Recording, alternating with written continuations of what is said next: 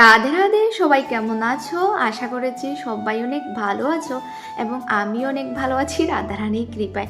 তো এই যে আমি হঠাৎ করে ড্রেস পরে কোথায় যাচ্ছি তোমাদের সবার সাথে শেয়ার করব, তো পুরো ভিডিওটা অবশ্যই দেখবে। তো রেডি হয়ে চলে এসেছি আমাদের পাশের বাসায়, একটি ছোটো বোনের বিয়ে ছিল তো সেখানে। তো বাবু এখানে গিফট করলেন, তারপর আমরা ওইখানে বসে কিছু ছবি তুললাম কন্যার সাথে। আর তারপর বরের মানে বরযাত্রী ওরা আগে থেকেই এসেছিল। আর এখানে আমাদের নিয়মে মানে ওদের নিয়মে ছিল দধির মঙ্গল, তো সেভাবে ওরা করছে, যেহেতু শাশুড়ি মা আর বরের পক্ষ থেকে এই দধির মঙ্গলটা করা হয়। তারপর বিয়ের জন্য কুঞ্জতে নেওয়া হয় বধূকে। তারপর কি এখানে তো ওরা ওদের রিচুয়ালস মানে কমপ্লিট করলো, তারপর কন্যাকে নিয়ে বেরিয়ে পড়লেন, যেহেতু মানে সময়টা হয়ে গিয়েছে 7 পাকের। তো আমাদের বিয়েতে নিয়ম থাকে যে বর আসার পর কিছুক্ষণ বসে অল্প মিষ্টি খাওয়া দাওয়া করে তারপর দধির মঙ্গল হবে। আর দধির মঙ্গলের শেষে মানে বিয়ের সময় যতক্ষণ থাকবে এই সময়ের ভিতরে 7 পাক হয়ে তারপর দান যেগুলো থাকে বাবা মেয়েকে দান করে, সেটা নিয়ম থাকে। তো অনেক এখানে ভিড় ছিল, যেহেতু পুরো মানে বিয়ে বাড়িতে অনেক লোকজন এসেছেন এবং এখন বড় সেখানে বসেছে আর বরের সাথে 7 পাক হচ্ছে। তো আমাদের এখানে এইভাবে করে বিয়ের মানে রিচুয়ালসগুলো মানে করা হয়। তো তোমরা সবাই অবশ্যই দেখতে পারবে।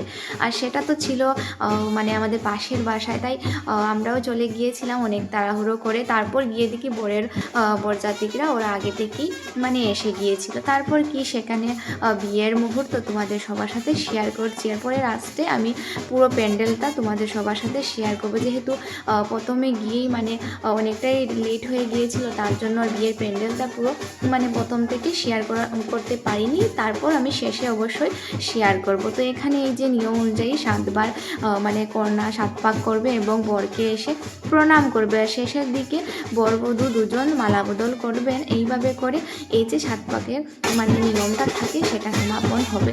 তো তাই অনেক আমরাও এখানে বসে দেখছি ভিডিওগুলো আর তোমাদের সবার সাথেও শেয়ার করছি। তো কেমন হয়েছে অবশ্যই কমেন্ট করে জানাবে। তারপর কি এখানে দেখতে পারবে এই যে স্প্রে থাকে, স্প্রে দিয়ে পুরো বরবধূকে মানে এইভাবে করে দিয়েছেন। মানে এই যে বিয়ের মুহূর্তটা আনন্দে সবাই মেতে উঠেছে। পাশে মানে ওদের বরযাত্রী যা যা মানে বরের পক্ষ থেকে এসেছিলেন এবং কন্যার পক্ষ থেকে যা ছিলেন ওরা।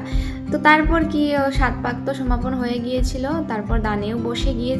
আর এই যে বলেছিলাম কি গেটের মানে পুরো প্যান্ডেলটা অবশ্যই তোমাদের সবার সাথে শেয়ার করব। তো গেটের বাইরে গিয়েছিলাম বাইরে থেকে এই যে ভিডিওগুলো আবারও শেয়ার করলাম। এখানে ওই যে পাতি থাকে সেগুলো দেখাচ্ছি এবং সবাই খাওয়া দাওয়া করলো সেখানে।